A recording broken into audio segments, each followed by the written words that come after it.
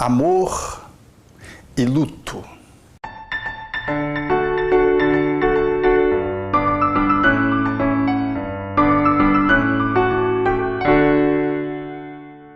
A vida, na sua movimentação grandiosa, traz experiências tão flutuantes, tão variadas. E dentre elas, uma que na maioria das vezes não é desejada por ninguém. Chama-se luto. Luto é essa experiência de sofrimento, de lamentação, de queixa, que o ser humano experimenta quando tem alguma perda significativa. Perda que pode ser, no seu sentido mais grandioso, emblemático e profundo, de um ser querido na sua convivência diária. Mas o luto, ainda de uma forma imperceptível, vai se estabelecendo na vida sem que saibamos de que nós estamos sendo preparados para experimentar esses momentos significativos.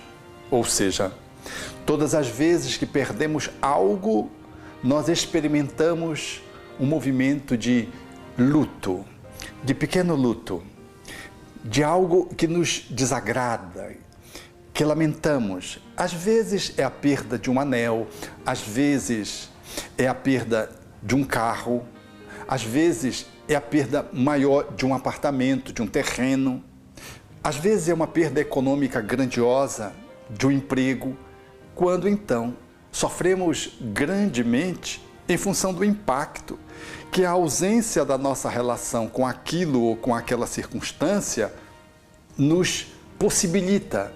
E ao sofrermos esse distanciamento, nós experimentamos dor.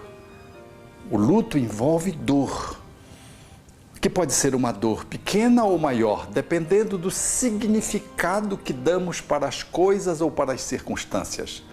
Há pessoas que perdem uma pulseira e sofrem menos. Há outras que são capazes de morrer pela pulseira no enfrentamento com a assaltante. Por quê? Não consegue admitir a hipótese de perder aquela pulseira que atribui um valor, por exemplo, estimativo.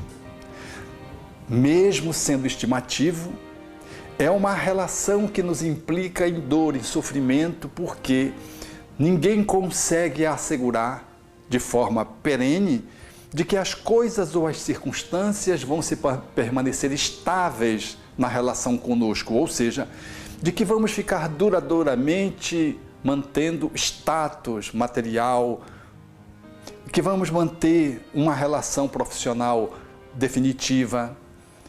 É impossível considerarmos que isso vai se dar sem tempo de término, até porque, por exemplo, quando chega a aposentadoria, experimenta-se um luto. Sair da atividade profissional é também uma experiência de dor para muitas pessoas, não só pela quebra econômica, mas pela interrupção de uma atividade contínua que às vezes estava dando um bom sentido para a vida do trabalhador. O luto, portanto, ele vai se instalando e vai nos preparando através dessas ocorrências menores, desde que somos crianças, quando perdemos animais, quando um brinquedo se quebra. São formas indiretas com que a criança vai se habilitando pelo sofrimento da perda, portanto, de um pequeno luto. Ela vai se preparando para a perda, por exemplo, de um avô, que é um sofrimento, às vezes, demasiado para um neto pequeno ou adolescente. De tal modo que nós desaguamos nas perdas, entre aspas, das pessoas, ou seja, perdemos a convivência com as pessoas. E essas aí, na maioria das vezes, se constituem os maiores desafios para serem superados. Perda de um pai, de uma mãe, de um filho, de um esposo, de uma esposa, de um avô, de um neto, são questões muito difíceis. De todos esses, nós vamos entender que, genericamente, a dor de um filho parece, estatisticamente, é a dor mais difícil de ser superada. Mas isso genericamente, porque depende muito a relação de dor que o luto vai nos convidar a ser feito, da forma como nós significamos a perda. Assim sendo, é bom entender que o luto ele nos embute um tempo de transição, um tempo de mudança, um tempo de elaboração de uma nova forma de lidar com algo que nos falta ou de alguém que se ausenta, que nos abandona ou que desencarna. Esse movimento, portanto, ele nos implica numa relação que deve ser uma relação de profunda percepção, foco, para que ela possa efetivamente ser vencida. Por quê? Porque se eu assumo duas posturas que são absolutamente indesejáveis no luto, eu não consigo fazer o movimento de ultrapassagem da dor e experimento o sofrimento. As duas posturas são, primeiro, a negação da dor. Negar de que eu perdi, negar que alguém se foi, negar que eu estou para me aposentar, negar de que eu estou envelhecendo, negar uma desencarnação. Quando eu faço isso, fazendo de conta que não aconteceu, eu reprimo um sofrimento, uma dor, que vai mais tarde se converter em sofrimento maior. Eu guardo na gaveta, embaixo do tapete, mais tempo ou menos tempo, isso virá à tona porque está dentro de mim. E o outro extremo, que também é igualmente desejável, é se agarrar na dor, se fixar na dor e não sair dela. Como alguém que vai fazendo um trânsito pela neblina e, em função da neblina, para o automóvel e fica ali paralisado na sua caminhada. Fixar-se no sofrimento é tão doloroso quanto negar o sofrimento. As duas experiências não nos favorecem que possamos fazer um trânsito, vivenciando a faixa do luto, faixa de transformação, de mudança, para uma outra faixa maior, melhor, de maior crescimento. Então, como é que se faz isso? Vejamos no próximo bloco.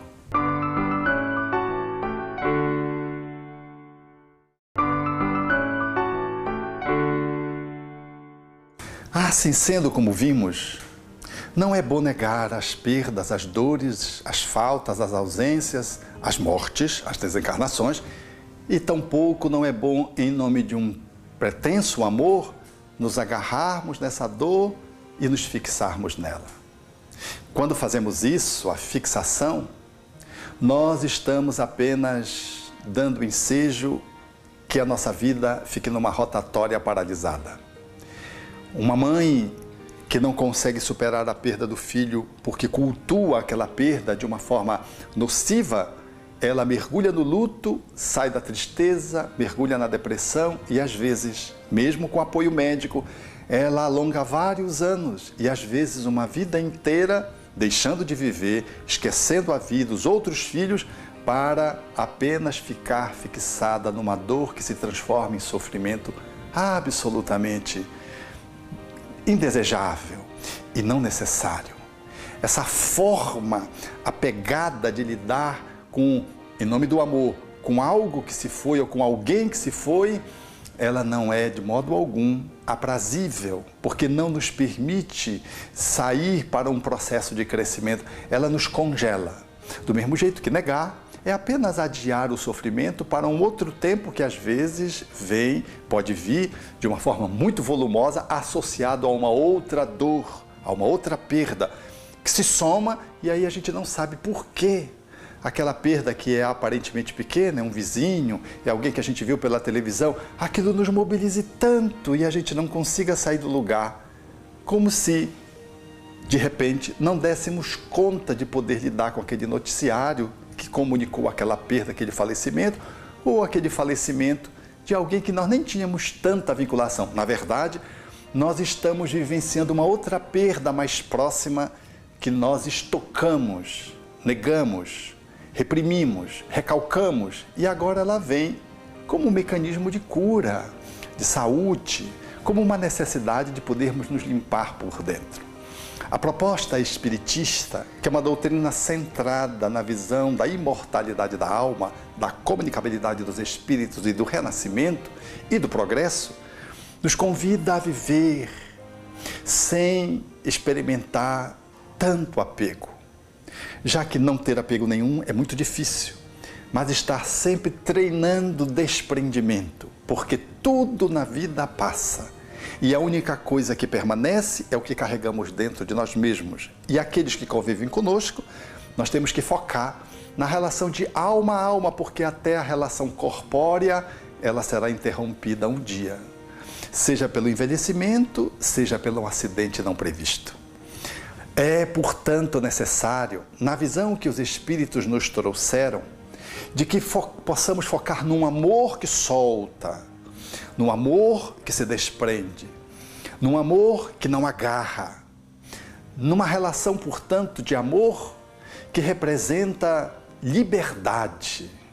Não é indiferença, não é a negação do sentimento, não é uma relação de alienação esquizoide, esquizofrênica, não. É uma relação de amor que embute apreciação, mas que traz dentro de si o desapego. É um grande desafio para todos nós. E vamos treinando já com as coisas. Vamos treinando com a idade, perder uma idade, ou perder a saúde, perder às vezes um sensório. Nós já estamos nos preparando para fazer o luto, fazendo pequenos lutos que a vida nos convida naturalmente, a fim de que possamos fazê-lo de uma forma plena quando o outro se for ou quando a gente se for, porque quando a gente se vai, também nós experimentamos um luto fora do corpo. Se não sabemos trabalhar, ficamos fixados na família, nos entes queridos, não conseguimos nos desprender.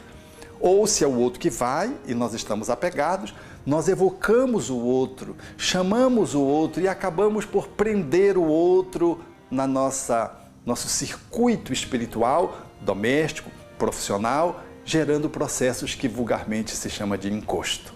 Assim sendo, a proposição espírita é libertadora. Cultivar o amor, sim. Cultivar as relações, sim. Apegar-se cada vez menos. Treinando com as coisas para que, em relação às pessoas, possamos ter maior desenvoltura quando formos chamados a fazer o grande teste da separação do até breve pela desencarnação. Porque morte das pessoas não existe, existe a morte do corpo, porque o espírito é eterno. Não foi sem razão que Jesus deixou uma sepultura vazia.